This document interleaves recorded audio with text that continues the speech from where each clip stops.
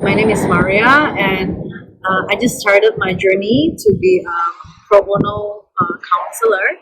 So I previously studied counseling from one of the private institutions in Singapore. How did I start my journey to enter mental health field? It was more inspired because a few years back, I met several people along the way who struggle from mental health challenges, as well as interpersonal relationship with their nuclear families, their spouses, or even their social circles. And besides of other people's experience, I reflected on my own journey.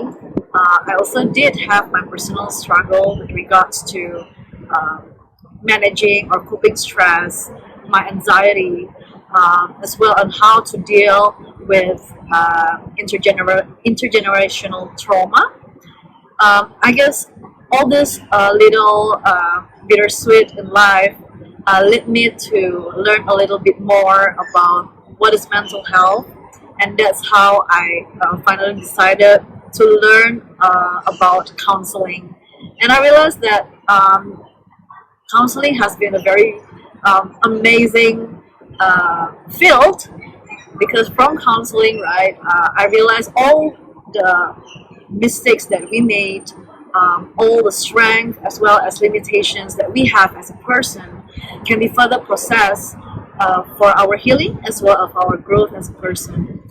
I think counseling also helps me personally as well as helps clients in general to be able to know about ourselves, so that we can develop our confidence and also to gain more wisdom in journeying with one another. Yeah.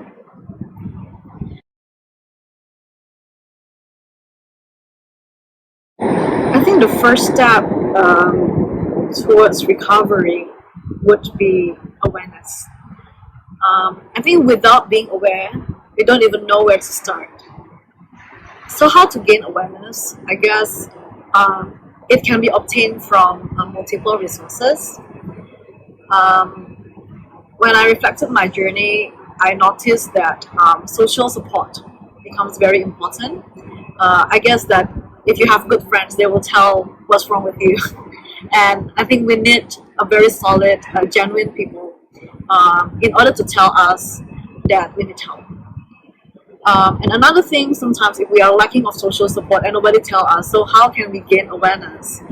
I guess it's to educate ourselves, to be open, to learn, and to find the information ourselves.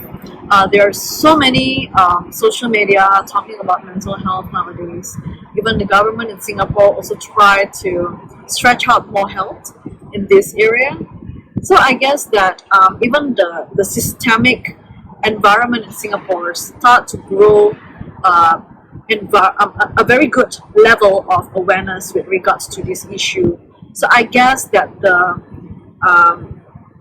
top-down approach will be helpful for individuals who are not yet aware that they need help.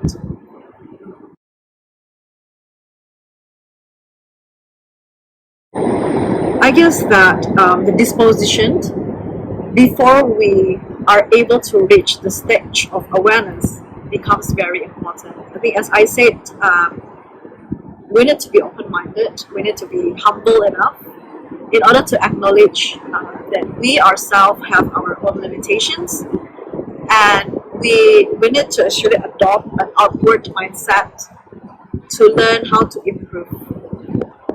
Without the ability to listen to the feedback from our surrounding as well as to listen to what is going on inside, it will be quite difficult to even reach the degree of awareness.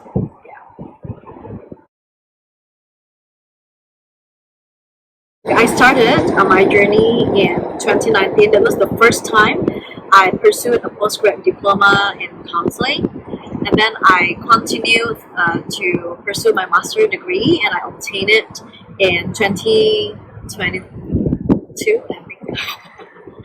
And then starting from there, actually I took a break for about a year before I started to practice again. I think I have been journeying as a trainee counselor for maybe about 5 years in total.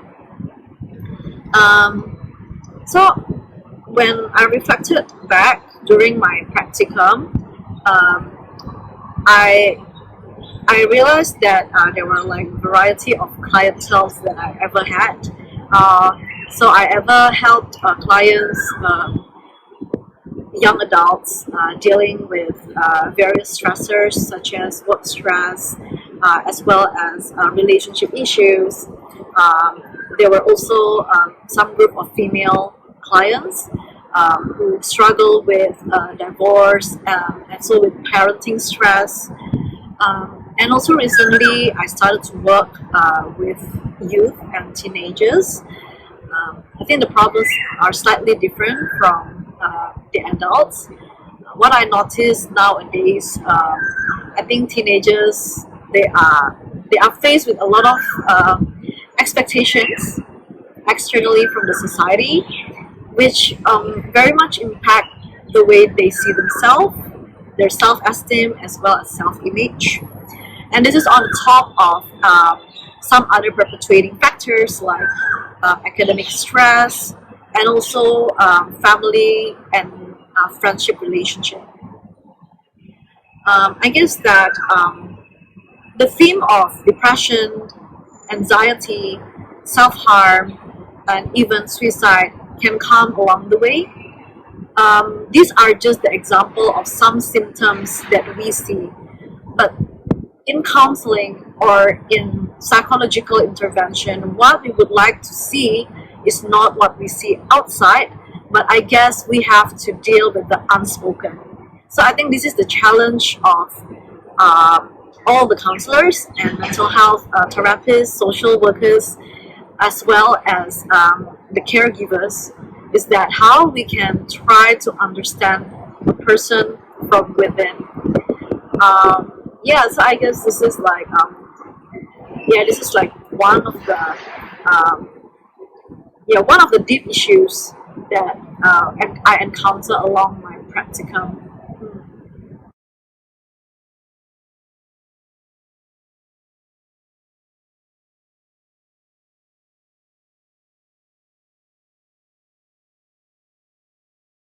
I think the first key disposition that the first key attitude that we need to have as someone who would like to help the youth is humility. I guess it's very important. I should say I admit that I can't really understand the world of the Gen Z.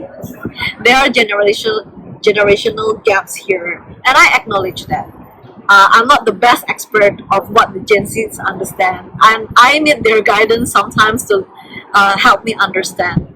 Although at the end of the day, maybe some youngsters they will comment, "Hi, you just keep only, you will not understand." Okay, I totally fine with it. Okay, but I think sometimes the youth or even children or anybody, okay, they can sense whether you are genuinely wanting to help them and wanting to understand them. So I think the first key of disposition is really to be humble and to just acknowledge that we don't understand them. All right, and from this disposition, that's where we will start to learn how to listen to them. And it's not easy to listen. I think sometimes when you are in the position of an authoritative figures, as parents, as teachers, or even me as a tate, for example, right? I have this tendency to give advice, and to actually share my words of wisdom to the teenagers. I noticed that this will turn them off sometimes. It is not that they don't need advice or our guidance. Definitely, for sure, the scaffolding learning should be there. However, I think the first step to be done is not to give advice but to listen. And in this case, right, there are a lot of styles of listening. And I think most of us listen to respond, not listen to understand. to be able to do the latter part, which is known as the skill of actively listen to others, it may take certain practices. It is not, I have to say, it doesn't really naturally come from our human nature. I think every one of us has our defensive system. We tend to defend ourselves and to win the arguments, but that's not how we win the hearts of the young people.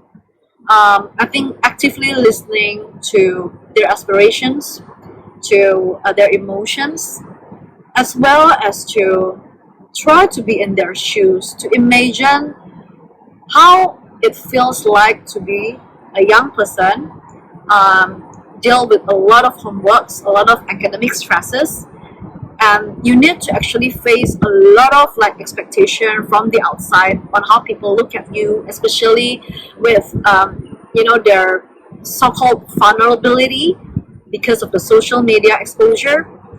It will not be that easy to relate because we were not in that era when we were teenagers, right? But I think we can relate to their anxieties of being perceived as weird, of being perceived as the outcast, and we even can relate to the wounds of being a child, because every one of us comes from the smallest unit in the society, which is family. Every one of us comes from a family. So I think with this humility to understand and try to listen to the world of these young people, to try to be in their world, it will help. And sometimes a little bit of like caponess, like try to actually ask them to show you, okay, what news they are reading, okay, and then like what kind of games they are playing, and try to also play the game. Sometimes it may help to build the rapport. So I guess listening will open the door for building the relationship with them, and I guess it may help us as the caregivers, as well as mental health counselors or social workers, as well as peer support, in order to build a more safe environment for these young people.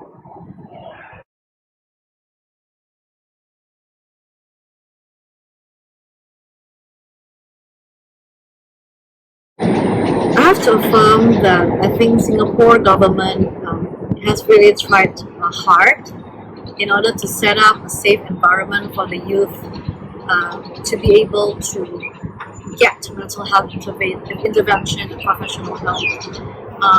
I can see how the government also tried to set up the school counseling system to be more accessible for the students, as well as there are a lot of like external resources such as youth crisis helpline, as well as like one-stop mental health platforms outside there. Even there are also a lot of initiative from the local society. I think there are more mobile apps right now, right, with regards to how to educate ourselves about self-care and all this. However, I guess that I think the problem right now is really with regards to confidentiality and privacy. I noticed that I think young people are very particular and critical with regards to the confidentiality of their presenting issues. I realized that when they don't feel safe that their information is kept by the right people, they start to actually cut off themselves from getting help. The trust issue becomes very essential.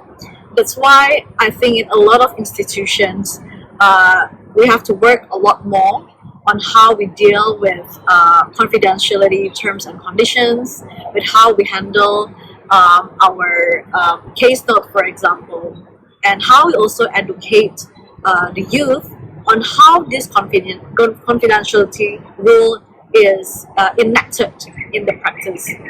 I guess that by giving assurance to the youth that actually we really want to help them, but there are certain limitations that the platform has. I think this transparency is something that they are looking for. And I guess that it comes back to how we communicate all the accessibility as well as the limitations in a certain workflow. Okay, it will definitely help them to gain more trust in all these services, and hopefully they also can reach out when emergency issues arise. I guess that sometimes the challenge here is also when there are certain crises. I think the problems are just too late to be handled. Right? There are certain time lapse here. So I guess that we first really need to help those who are already getting help to be educated with regards to these rules. And also another challenge that I foresee is like with regards to privacy. I noticed for some young people, they are not really comfortable to share with their school counselors because they do have certain concerns whether their cases need to be brought up to the form teacher, to the principal, and even to the parents, or even to their friends, even worse, right?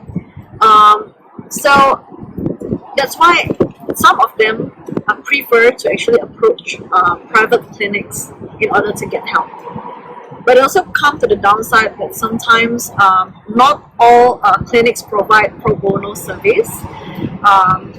For some more serious issues like disorders or even anxiety disorder or even eating disorder that can really impact the functioning of a person, it may require the person to reach out to more comprehensive intervention that requires higher expense, and this may cause affordability issue. So I guess like I'm hoping that there could be certain initiative to make therapy more affordable for young people. So I guess that by working on the trust as well as accessibility and affordability of the services, hopefully we can improve our assistance to the young people in it. I think reflecting from my own journey, I realized that actually healing is also a form of lifelong learning.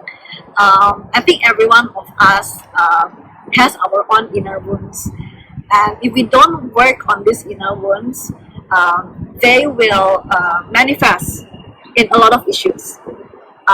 Many people say work-life balance, right? But I don't agree with that, because eventually your family life will also impact your work life as well as vice versa.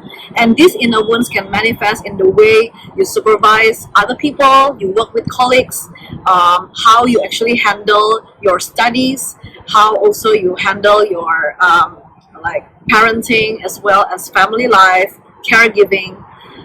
So I guess that it takes a little bit of courage and humility in order to start to work with our own self. And I think another thing that I would like to emphasize is that believe that there are still kind people out there. There are still a lot of people who would like to help. So I guess that by changing our mindset and belief about ourselves, others, and the world as a whole, hopefully, you know, we can really work hand in hand in order to support one another better emotionally and spiritually as well as physically. Yeah. I guess I think eventually what we need to achieve is a holistic approach on how we make use of our internal and external resources in order to improve the mental health landscape in Singapore and globally.